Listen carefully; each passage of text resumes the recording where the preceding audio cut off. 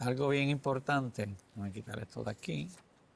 Okay. Algo bien importante es cómo era la producción de antes. Mira cómo trabajaban el montaje de los Ahora, carros. no, vamos a hacer esto bien. Vamos a hacer esto bien. Espérate. Vamos a hacer esto bien. Mario, estamos en el Servicarro, dentro de Locos con los Autos. Este es el espacio de nosotros hablar, conversar y ver los hechos y los detalles verídicos con pruebas de lo que ha pasado en la historia del automovilismo, ¿no? Entonces, hace un poco hablamos de Ford y aunque esta semana en el Parque de la Ciencia, en el Museo de Transportación, estamos con el tema de Los Volkswagen. Volkswagen. Pero todavía hay detalles de Ford, de Chevrolet que vamos a seguir mezclando porque no nos concentramos en una sola cosita en este segmento que estamos haciendo. Tú me dijiste que me trajiste una información bien curiosa Súper curiosa. y es de Ford. Ford. No Ford. Henry Ford, fundador de la Ford. Entonces, tenemos marcado los espacios Sí. y tú guardaste esta página. Háblame, ¿qué es esto que estoy viendo aquí? Esto que estás viendo aquí es como se empezaron a hacer las carreras en Estados Unidos, copia de lo que se hacía ya en Europa. Okay. O sea que ya en Europa este concepto de los rally, los off-road, era algo normal, pero entonces Estados Unidos viendo cómo impactaba el público, una persona en particular va a Europa, ve este concepto, se enamora y dice, yo lo voy a hacer en Estados Unidos. Y arranca en el 1901. Wow. Ya Henry Ford, perdón, te dije Henry Ford, se convierte en corredor de auto. Ok. Y la gente dice, ¿cómo va a ser? Si este señor era un fabricante ya maduro, ya mayor. Sí, pero a los 36 años de edad ya él estaba corriendo autos de carrera en aquel entonces. Y 36 años para esa época ya es un adulto maduro. Sí, ya era un adulto. No es como ahora que la marca cambió y los 30 y algo es joven todavía. Sí, seguimos quitándonos. Pero entonces, wow, y tenemos conocimiento si ya para 1901 él estaba fabricando autos. Él estaba ya era empresario y ya tenía una idea de dónde quería dirigirse. Era fanático de los automóviles en Europa. Okay. Pues dice, yo voy a crear mi propia línea. Y fue todo un éxito. El modelo A.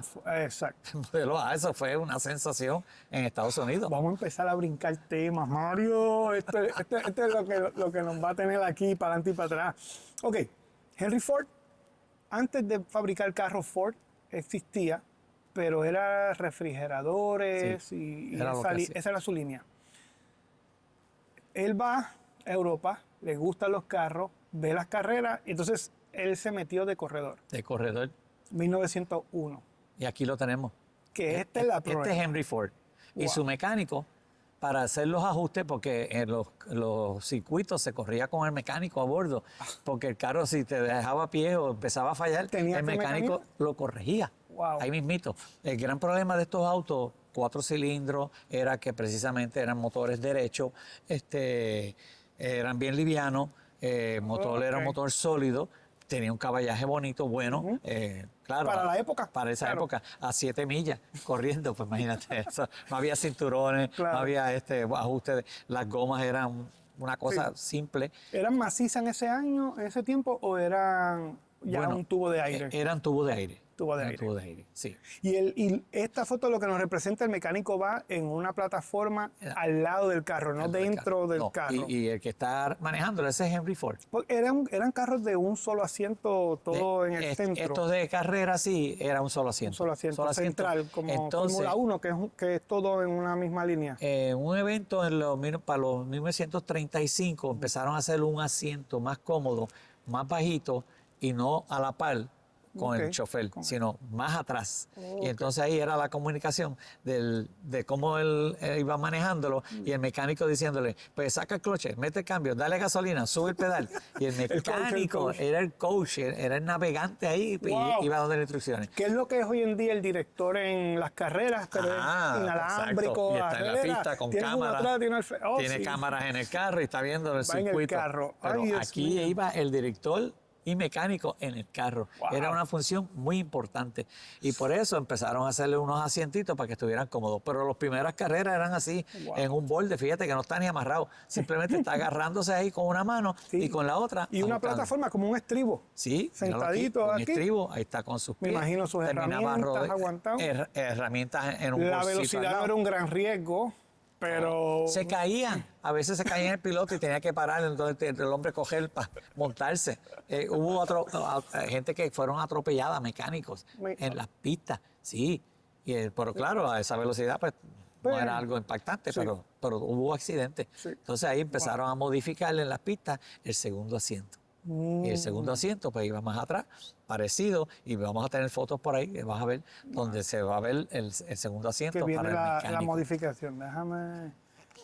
Ok, entonces, hablamos de Ford siempre, que revolucionó la industria, Sí. que fue el gran step forward en la producción de automóviles. Y te voy a hablar de unos hermanos que trabajaron para la Ford. Unos hermanos, los hermanos Dodge. Okay. Dos ingenieros muy sabios, trabajaron diseñando detalles para la Ford. Llega un momento que la Ford pues, empezó a cambiar, a evolucionar, y ellos vieron la oportunidad de separarse y crear su propia compañía. Y ahí tenemos también una presentación de la planta de ellos y cómo hacían las pruebas de los autos. Capítulo número 2. Me marcaste esto porque cuando hablamos la vez anterior, una de las veces, de que antes de que Ford hiciera la línea de producción, la línea de ensamblaje, esto es a lo que nos referíamos. Sí. Era una fila, una hilera de personas montando cada pieza, cada cosa. Y Ford lo que hizo fue que en lugar, ¿cómo podemos decir? En lugar de 20 personas montar un carro, No, había mucho más de 20 personas era para ir acomodando los carros y 40 para ir montando las montando piezas. piezas. Lo primero que se montaba era el marco y las ruedas. Y después de ahí seguían montando el carro. Ahora no, ahora en la fábrica el carro va por el aire y casi va al final... pasando y van montándole todo mientras corre. Que eso fue lo que Henry Ford hizo. Sí, eso. En lugar de tener el carro estacionado y todo el mundo encima de él montándole cosas, el carro viene pasando. Y había muchos accidentes, y tenían imagino. 30 personas en el principio de la fila, y esas 30 personas, la Ford modificó que esos 30, que ya no tenían nada que hacer ahí, en vez de sentarse a esperar que siguieran los carros, venga otro. arrancaban por otro lado y se iban al final. Hacían el principio y el final del auto. Y en el medio, pues los que empezaron en la segunda línea, empezaban a trabajar ahí y seguían y se volteaban. turneaban. Entonces ahí lograron crear producción mucho más rápido, pero con la gente. Wow. Ahora la producción es mucho más acelerada, pero con computadoras y Máquinas, robots que van poniendo, parchando. Entonces tú tornillando, tienes todo. gente ahora controlando los robots y las manos y la mesa, pero a través de cámaras y sensores. Pero eso no existía en esta época. Las máquinas era la gente. Y tú los veías corriendo de un lado para otro. Ok, y uno allá aplaudiendo. Ok, arranquen, y ahora para aquí. Y Tráeme guardalodo. y tú los veías. Y entonces cada uno arrancaba con un guardalodo. Wow. Y hacían 4 y iban y montaban porque Y me era el imagino, mismo. Claro. Bueno, sí, en ese caso. Había un solo modelo. Un solo modelo. Era fácil. Wow. Modelo A. Y me imagino así, imagínate lo que atrasa. Tengo el guardalodo, dio un cantazo, ¡ay, se dobló, tráeme otro! Entonces es tiempo que se consume de esa tenía producción. que ser rápidos ahí. Pero tenemos, luego surge, cuando te hablé de los hermanos, Dodge. míralos aquí. Los hermanos Dodge crean su propia planta en la nueva era y entonces pues ahí nace el Dodge, que era muy parecido a lo que era el Ford, porque eran ellos los que trabajaban en la Ford. Entonces pues se separaron, empiezan a crear una serie de colores, que era la pelea de Henry Ford. Henry Ford quería un carro de producción que fuera barato para todo el mundo, pero entonces para ahorrarse costo, creó un solo color. Solo color. Y era negro. Y tú Pues, podías comprar todos los Fords que tú quisieras, siempre y cuando fueran negros. Y lo único con lo que el Ford modelo A o T venían en color eran detalles que le pintaban a mano una vez fuera de fábrica. No, en la misma fábrica había una división que hacía líneas. Y era lo único que Pero traía. ya era en los modelos A. Ah, Ya en los modelos T eso no existía. Entonces, en los modelos A, para darle un poquito más de resalte, pues empezaron a hacer lo que yo creo que te vi a ti en un programa haciendo. Pinstriping, fileteando, le decimos. Porque no hacer eran línea. como ahora, que son pegados una línea, un sí, tape y se pone. no, ya. era una persona haciendo esas Ese líneas. detalle. Y Y entonces ahí vieron que se podían hacer unos diseñitos que gustaban. Ya había una combinación de los aros, que eran en madera, de ahí surgen a rayos, y entonces pues va evolucionando el vehículo. Porque los de madera pues no ayudaban tampoco a la estabilidad del carro, y cuando caía un hoyo se partía Se y tú rompe, estabas, sí, ya eso. estaba. Ahora, cuando salen los de rayos de metal, que era más duradero, mucho más sólido. y el carro caminaba mejor. Sí. Entonces, pues ahí de la goma sólida, la goma con aire, pues la carretera, los carros, acuérdate que la brea vino después. La brea no nace antes No, que, cierto. que los carros ya iban por camino, iban sí, reemplazando los tierra, caballos. piedra, Piedras, todo. caminos. Entonces esa goma maciza resolvía ahí. Cuando empiezan entonces a usar las gomas tubulares con menos rayas, porque no tenían las rayas de dirección Era para la lisa, carretera, era una goma lisa. Entonces eran blancas. La goma era blanca porque la goma, el color de por sí es blanco. Después le dan en la fábrica colores, y las hicieron azules, las hicieron rojas, las hicieron amarillas. Oh, wow. Y entonces, pues, finalmente el color que menos mantenimiento lleva en un auto es el negro. Negro. La goma negra. Sí, la Y goma se que va quedó. para el piso a arrastrarse. Sí, y después surge la brea, el cemento, y entonces pues ya ahí la carretera pues nace Las después. exigencias son distintas, líneas para el agarre, la tracción, otras cosas. Pero en esa época tú compraste un carro deportivo, el nuevo grupo que montó la Chevrolet, que empezó a ver cómo era que ellos creaban sus carros. Mira las gomas de tracción ya para carretera. Y que se ven color claro. Sí, ya ahí están empezando a combinarse. Entonces era más fácil andar con gomas solas, que lo que hacían era que se montaba, sacaban la que se explotó o se vació, soltaban los 6 tornillos, ¡pam!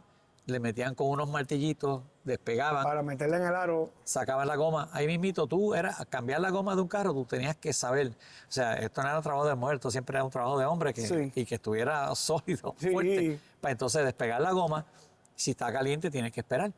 Porque los aros, después entonces, los primeros aros eran de respuesta las gomas, pero después era el aro de respuesta. Que eso, primero viene la goma sola y después entonces surge la respuesta. A nivel de que ya no era luciéndola por los lados, era en el baúl.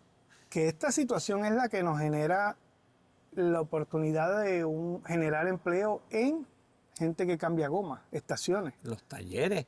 Porque entonces si se revienta la goma, es mujer, no la puedo cambiar, tengo que parar en un lugar. Habían talleres, ya para los 40, habían talleres especializados para cambios de goma. Pero entonces se aprovecharon las gasolineras y pegaron a traer esos talleres pegados a lo que era la gasolinera. Entonces tú tenías una combinación de dos cosas. Y en los 50 ya los garajes tenían servicio. Servicio de varias cosas. De varias cosas para servirle a los carros, no era solo vender la gasolina. Porque la gasolina era lo menos que se vendía, fíjate, habiendo una generación de carros, pero tú llenabas un tanque con 2 pesos, 4 pesos. En el 30, cacho, con 50 chavos, imagínate. O sea, los Volkswagen cuando salen al mercado, que por cierto estamos en el show de que Volkswagen. Vamos a entrar ahora, a ese tema ya mismo. resultaron ser los autos más económicos a nivel mundial. Pero antes que eso era la Ford, el carro más económico del mundo. O sea que hasta los carros que había en Europa competían con la Ford cuando nace el modelo A, y el modelo A que reemplaza el modelo T, pues la variación de la gasolina era otro nivel, porque los modelos T tenían un problema de liqueo. Entonces había que ajustarle una válvula para prenderlo, para que esa gasolina llegara a un tanquecito, y ese tanquecito se desbordaba. Y cuando tú pisabas el carro, pues estaba todo bien. Pero cuando tú llegabas al sitio, esa gasolina seguía llegando ahí y había veces que cogían fuego porque venían calientes de estar transitando. Y de momento tú veías que se bajaba el del chofer, pero bajaba con un paño a secar el área para que si sufría algo de gasolina y a cerrar la válvula. Fuera lo mínimo y evitar. Pero si se lo olvidaba o andaba con prisa, de momento en lo que entraba al colmado a buscar algo, ya el carro estaba encendido en fuego. O sea que era pues lo que había, ¿no? Y no habían los extinguidores que tú andabas con ellos, eso no existía.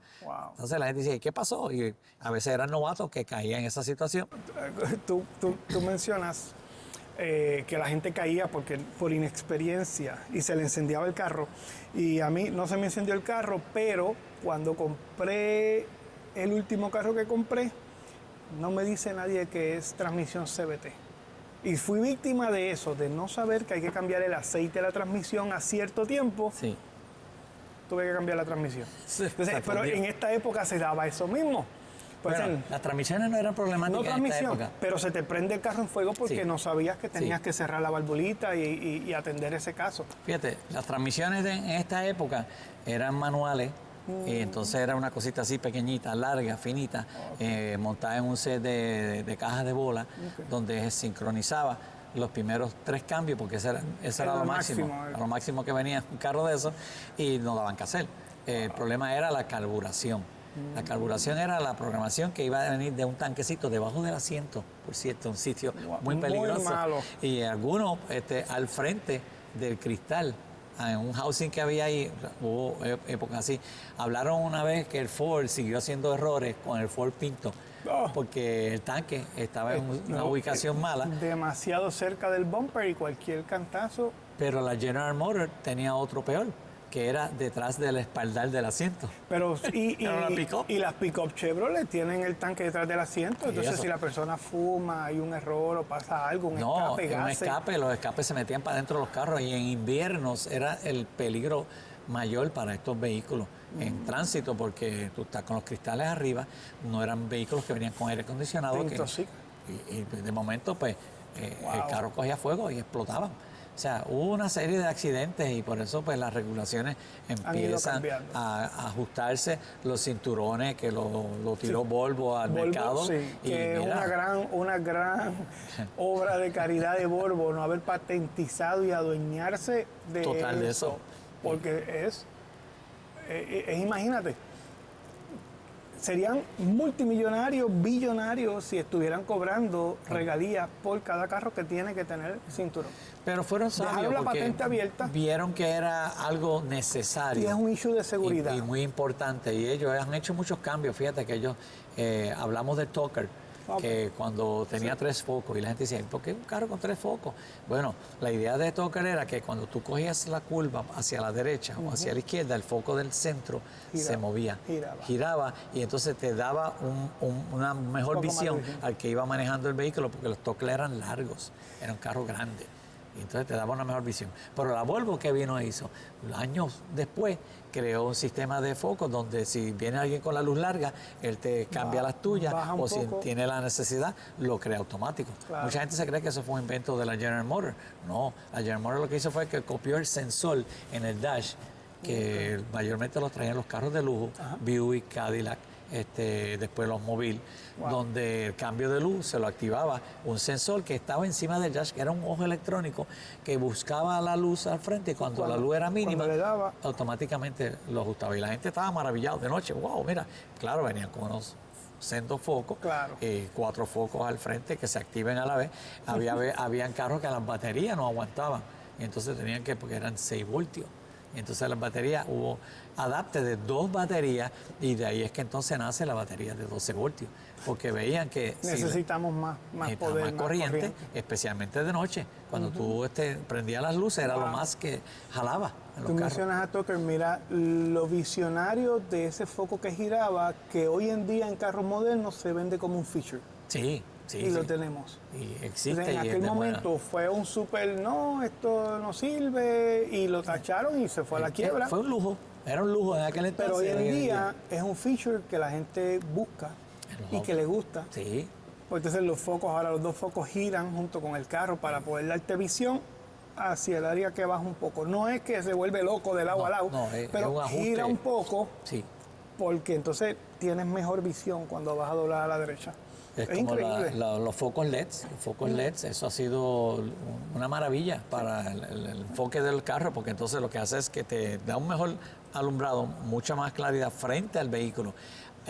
Muchos años atrás, para los 50, el enfoque de la luz larga era una cosa horrible. Cuando empezaron a poner las luces largas y tú cuando vas guiando por ahí y te encuentras, tú dices, ese es un carro viejito, como diríamos, porque no me supo cambiar las luces. Entonces, claro, él está enfocando su área, pero ese enfoque de luz larga es directo, por encima del carro. Entonces, cuando viene otro carro de frente, o tú tienes que mirar ciega. para el lado un poco y manejar con suerte, Sí. que no vayas a tropezar con el carro. Sí, la tendencia es seguir la Mantenerse. línea del piso de la derecha para que no te ciegue esa luz y de ahí la costumbre de bajar la luz cuando viene alguien de frente. Pero el foco LED no te hace ese efecto. Cuando viene un carro moderno con focos LED, y entonces ¿dónde sale esto? En los carros de circuito.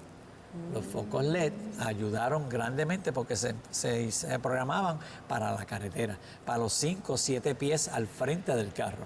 En los focos regulares era 20 pies de distancia, y a 20 pies de distancia, cuando tú en lo que empieza ese carro a enfocarte, ya tú estás como que te molesta. ¿Sabes? Sí. Pero esos cambios han ido evolucionando y ha sido para ayudar al carro. La gente dice, ay, porque ya los carros no traen lighter. Tú sabes la serie de carros que se han quemado porque el lighter se ha activado solo, Sí. o porque alguien prendiendo un cigarrillo ha tirado el lighter y entonces los asientos de tela con fuego. Pero también hay otra línea de pensamiento, digo, que no es que no le quitamos a esa, eso es un issue de seguridad, pero también en los 50 hubo un gran marketing al cowboy y los cigarrillos, entonces todo el mundo fuma y tener el car lighter era un feature que la gente buscaba porque mucha gente fumaba. Entiendo que en los 90 todavía habían carros con car lighter, pero ya en los 2000 no hay. No, lo empezaron a eliminar. El último uso que se le daba era para en la época más moderna, para conectar los lighters, para conectar los Sí, celulares. Ahora te trae el espacio, bueno, de los que quedan. Trae el espacio, pero no trae encendedor. No trae el celular. Trae tapa y tú lo usas como Para- fuente de corriente. Exacto, para llenar las gomas si tienes una bombita, Y se ha para cargar eliminado los con el carros. USB-C y port, porque si vas a cargar el celular, te doy el port USB-C regular o carga inteligente wireless.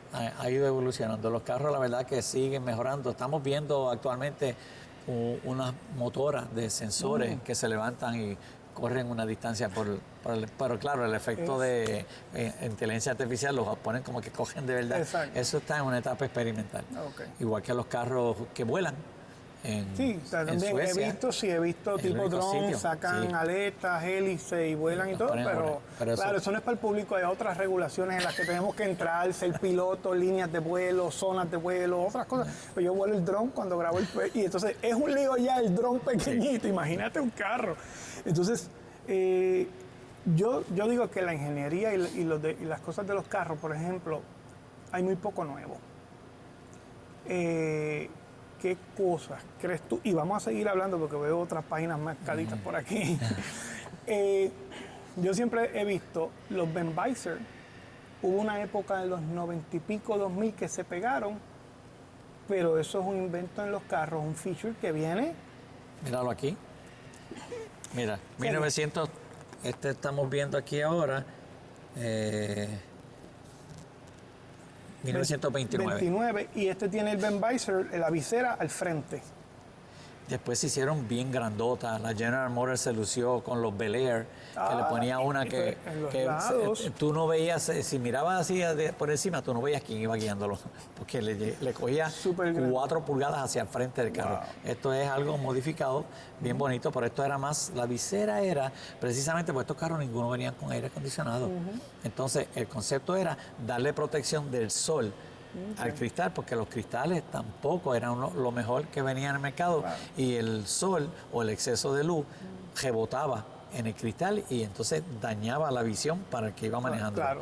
Estas viseras empezaron a hacer ese corte en el sol y lucieron y gustaron y empezaron a hacerse como parte feature del auto. Carro, integral del carro. Y entonces luego pasaron a las puertas y ventanas, las tenemos cromeadas en los 40, carros de los 50. Y en los carros más modernos, con los Ahora- japoneses se inventaron el plástico Y entonces esa fue la fiebre que vino en los 2000, que sí, que todo el mundo tenía que tenerlo. Entonces la idea era que podías bajar el cristal un poco, si no iba a usar el aire, porque entonces los aires, si estaba lloviendo, se frizaban los cristales, se empañaba y puedes todo. dejar el cristal un poco abajo, entra aire, se aclimata adentro. Pero es un feature o algo que se pegó de nuevo en el presente, pero viene de bien atrás. Sí. ¿Qué otros features así de la mente que podamos analizar?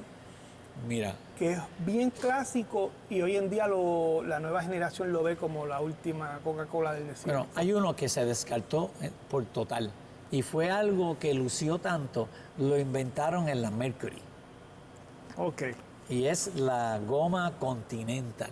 La goma Continental es una goma que te daba un espacio en el baúl adicional para tú cargar cosas, sacabas la respuesta del baúl, si era una goma que era acostada en el baúl, ya te está cogiendo un espacio, lo sacabas para afuera y te le daba protección al carro. Lo que le llamamos el kit Continental, un Continental kit. Y eso se hizo mucho popular en los 50, los 40. Cadillac, he visto Cadillacs, sí, con la goma atrás, derechita. como las SUV modernas que la tenían atrás en una época, así mismo, pero recostada del bumper. Y con un cover en cromio, su tapabocina o un cover proyectándose. O sea, esa goma de respuesta afuera, tapada con un cover, se hizo en los 50 y entonces algunas guaguas Honda tuvo ese tipo de... Bueno, eso fue más de los carros americanos. Okay. Los japoneses pues ya venían con goma repuesta hasta en el techo y algunos en los motores. La repuesta estaba totalmente escondida. Acuérdate que empezaron trayendo los carros para los 30, una repuesta expuesta, pero era la goma sola, a un lado, al otro lado, después eran dos, después venían dos a cada lado, porque si tú ibas en Estados Unidos un viaje largo, en Europa un viaje largo, tú no buscabas un taller a las 3 de la mañana si estabas guiando, tú venías y sacabas una de las 6 repuestas que tenía. Wow. Tenían 3 atrás, 2 aquí y 2 acá, o una a cada lado.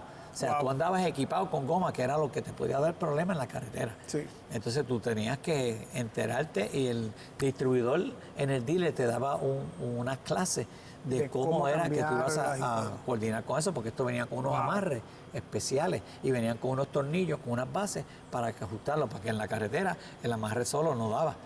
Tenía que estar la goma ajustada como las baterías, que ahora las baterías, tú sabes que la acomodaste en el carro y tiene un clip, un tornillito y lo ajusta ahí para que esa batería no corra si tienes una velocidad, cualquier situación. Pues así eran las gomas y eso era lo principal.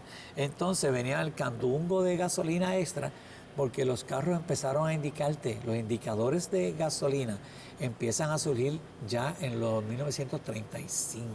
Antes de eso era un termómetro al frente en la parrilla, parte del radiador.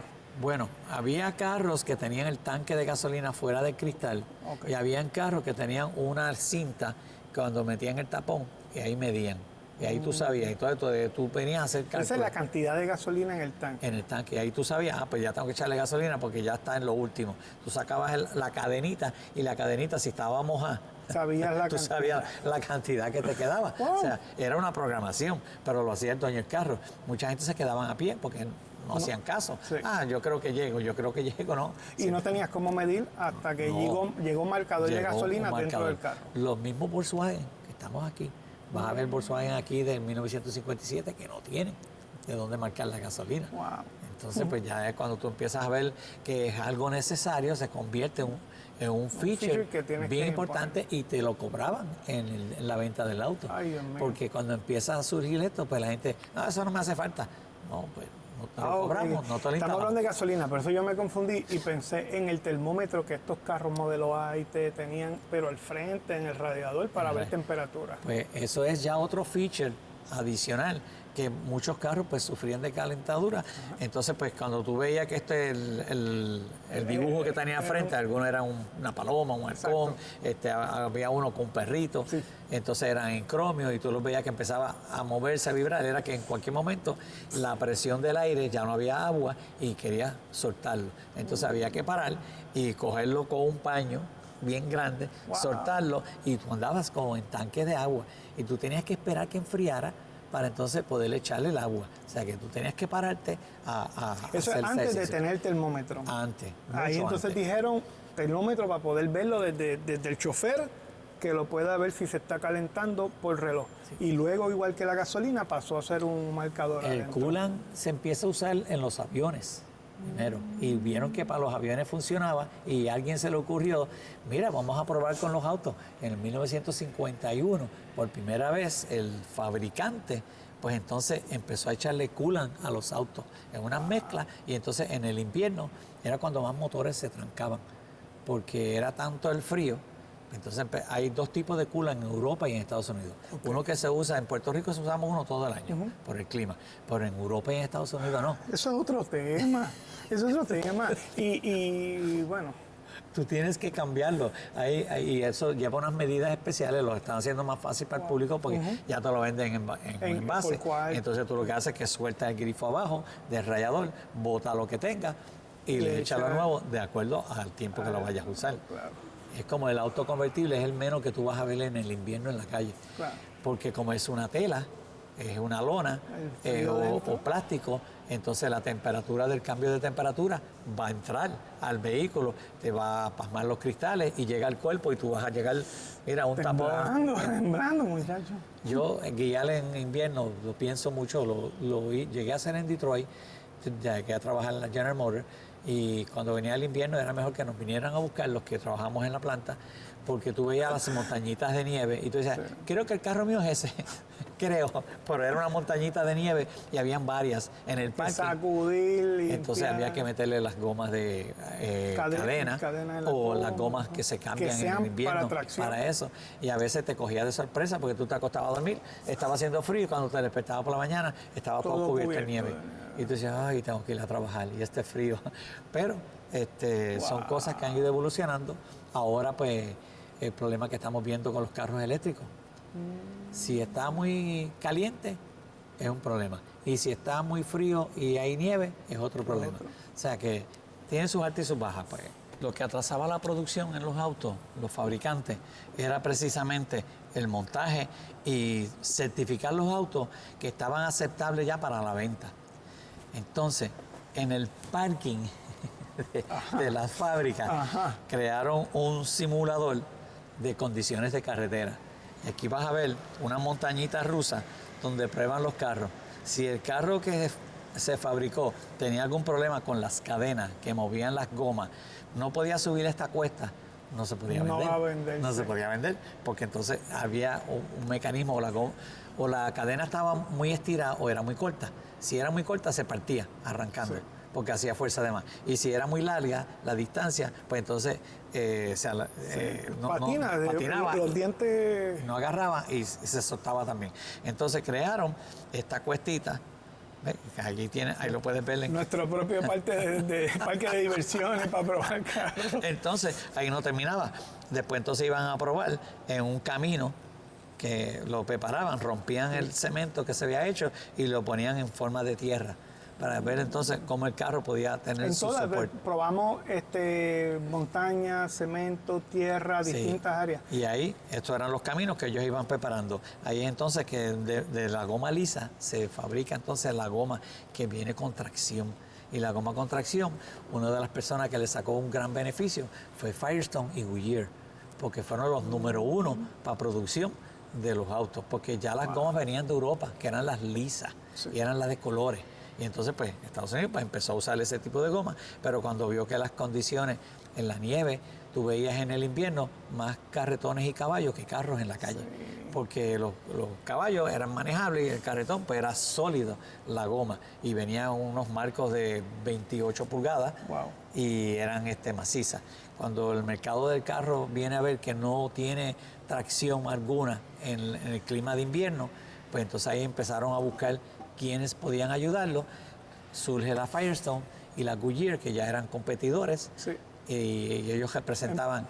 De ahí vienen las líneas en las gomas. Líneas de goma, y entonces hacen unos contratos con ellos donde le van a crear una goma de tracción, pero en un aro de 8. Sí, no, que era bien finitito, bien finitito. 2,5 pulgadas eran las gomas. De hecho, mira, esa bicicleta ¿Cómo que la tenemos ahí atrás, bicicleta? eso es lo que tú estás viendo. Entonces, en un carro. En un carro. Wow. Pero entonces empiezan a hacer la goma de tracción, empiezan a hacer la goma que se usa con aire, con tubos, que era lo que se podía poner dentro. Que en una época era como la bicicleta, un tubo de aire y la goma de goma por fuera. Por fuera. El aro, el tubo y la goma.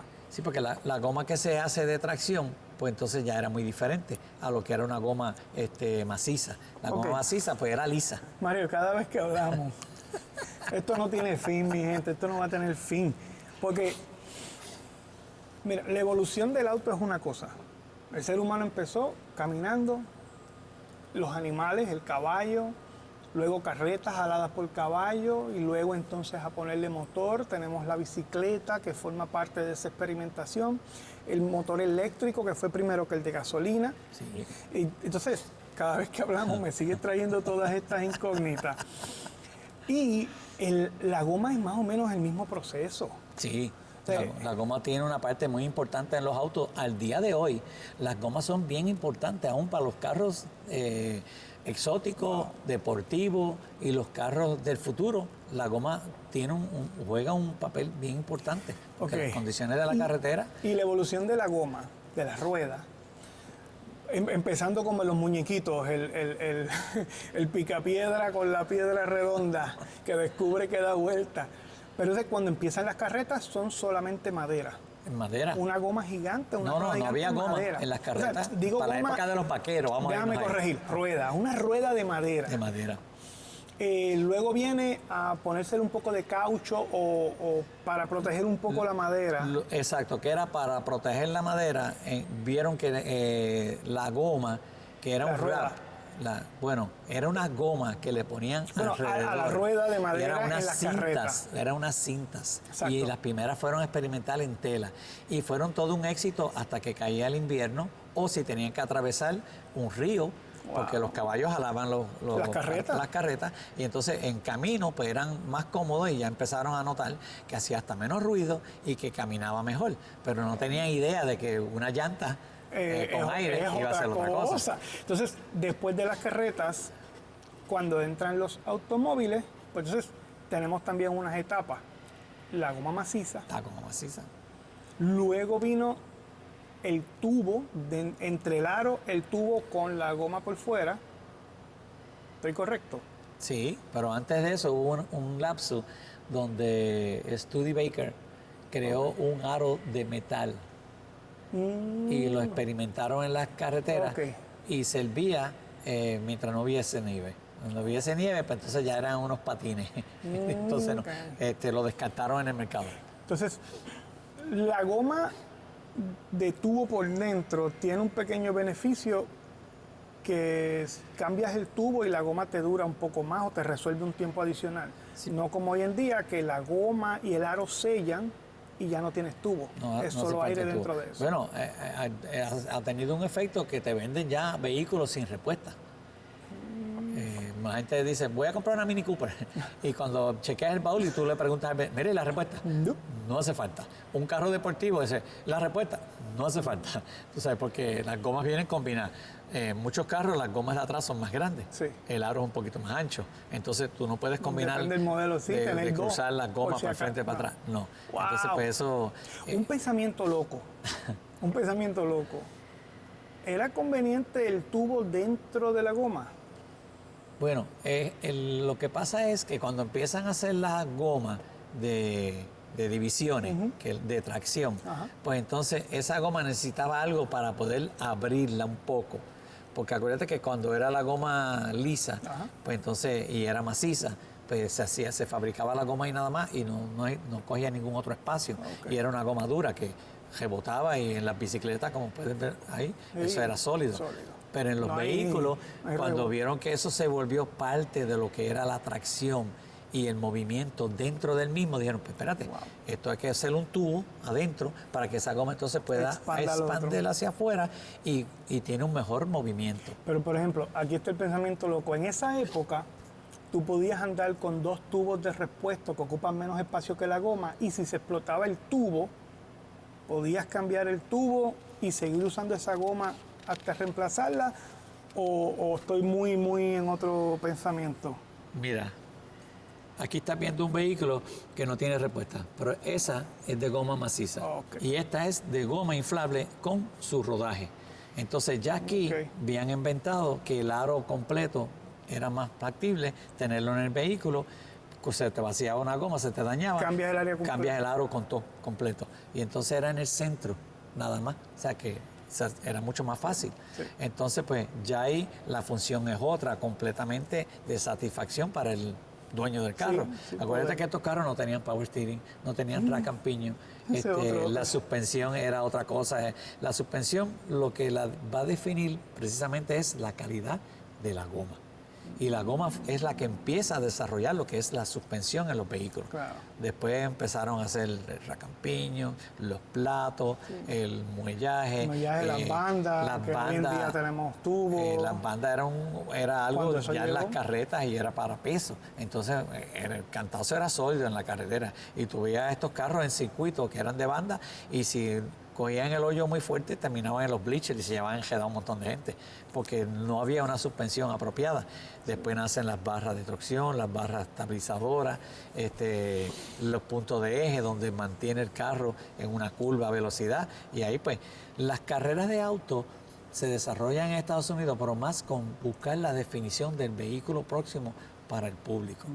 Y entonces ahí es que viene NASA, viene Trans Am, todas estas todo carreras. este tipo de carreras donde los carros vengan a coger fama. En Europa era todo lo contrario, los rally cars, que eran eventos de rally, de competencia, que era a todo terreno, pues ahí esa era la definición. Hoy en día, para proyectar la venta de un carro, una buena revista o este programa de televisión. Claro, Y aquí, pues, definitivo, hablamos de los definitivo. carros, pero antes no había la revista, no había televisión, Eran las entonces carreras. eran las carreras. La Entonces manera se de regaba pegar la el voz. carro. Mira, ganó el Peugeot, mira, ganó el Renault, mira, ganó el Opel. O sea, eran carros que en Europa, el MG, entonces empieza la Ferrari a crear autos de circuito. La Ferrari no tenía interés ninguno en trabajar con el público. Eran unos fiebrú que estaban interesados en carros de circuito, De circuito para correr. a nivel de que eran dueños de la pista más famosa de Le Mans. Entonces ahí pues los americanos ya están buscando cómo y ya tú sabes la historia en el Sí, 63. de ahí, y vamos a entrar luego porque es demasiada información. De Pero- hecho, ahora que menciona marcas así clásicas, yo estuve buscando información y tengo una pregunta capciosa. ¿Cuál es la marca que tengas en la mente que más ha perdurado y durado a través de la historia del automóvil? Tiene dos posibles respuestas, depende del punto de vista, por eso es capciosa. En Estados Unidos o en Europa. A ver, en toda la historia automovilística hay una marca que se le atribuye que ha sido la más duradera. Bueno, la más duradera actualmente, y hoy en día, que tiene el auto deportivo número 1 en venta en Estados Unidos es Ford. Ok. Pero si te vas a Europa, Pues incluyendo todo territorio. si te vas a Europa, la Volkswagen, que ahora acaban de adquirir nuevamente la Porsche, Ok, es sí. el carro número 1 en Europa. Ok. O sea, que siempre ha estado ahí. Pero la pregunta es, la marca que más ha durado en este ambiente del automovilismo. Y es europea. Es europea. Bueno, Estuve buscando y es una pregunta que confunde. sí, estoy tratando de buscar el nombre porque entonces en la compañía de taxi en Europa tiene un vehículo que antes de hacer el taxi hacían autos de lujo y antes de hacer autos de lujo hacían autos de mercancía para cargar y transportar Ok. todo tipo de mercancía y se asociaron con la Audi en Inglaterra para producir unos vehículos especiales de 2 cilindros en los Me está 1930. dando nueva información. En el 1930, la Audi le sirvió vehículos de transportación, donde después nosotros, claro, conocemos el Audi de lujo, Claro. un carro elegante, un carro fino, pero la Audi fue un carro del montón en Europa y un carro que dio servicios de transportación para equipos de carga en autos compactos para poder manejarse en la ciudad. Wow. Porque los delivery de los restaurantes en Europa, los negocios, el mercadeo, era por la misma entrada. Después empezaron a hacer side enters o the back, como le decían las entradas, pero había que entrar por unos callejones para llegar ahí. Entonces, estamos viendo ese comeback ahora en muchos vehículos de carga con el guía al lado derecho, que surgen de San Tomás, Santa Cruz, llegan a Puerto Rico y tienen ese fin, ese propósito. Y lo están grabando aquí. Terminando de cuadrar. Atribuyen a Mercedes la marca más existente, que más ha durado. En Europa, sí. Pero también, si lo ves como marca que ha existido más tiempo, Peugeot. Pero la cuenta desde antes de estar fabricando carros, porque eran cosas fundidas en acero. Entonces, la Peugeot es un tiempo que estuvieron bien cortos de dinero para su producción, porque la Peugeot hacía una guagua de carga pequeña, 4 cilindros. Empezaron a comprarle motores a la MG. Y la MG, que estaba a punto de irse a pique, que hacía motores 8 cilindros. Mucha gente conoce a los MG por carritos pequeños. Claro. Y por ahí entró un amigo de nosotros que tiene un MG precioso del 1934, si no me equivoco. Que lo vimos con Kimberly hace un tiempito atrás. Pues esos carros eran la marca de la historia de ese entonces. Wow. Y hoy en día pues se convirtió en una línea de autos de lujo. Claro, en Europa hay unos Mercedes que no vienen a Estados Unidos y no van a Sudamérica porque el costo y los arbitrios pues son demasiados. Sí. Mario, ya. Es demasiado. Pero seguimos porque hay información y vamos a seguir buscando. Oye, que no hemos pasado ni de la página 50, yo creo. En este libro hay una de historia y documentación verídica de personas que tuvieron que ver con el crecimiento de los automóviles en Estados Unidos y en Europa de una manera increíble. Pues nosotros vamos a seguir. Vamos a seguir con esto.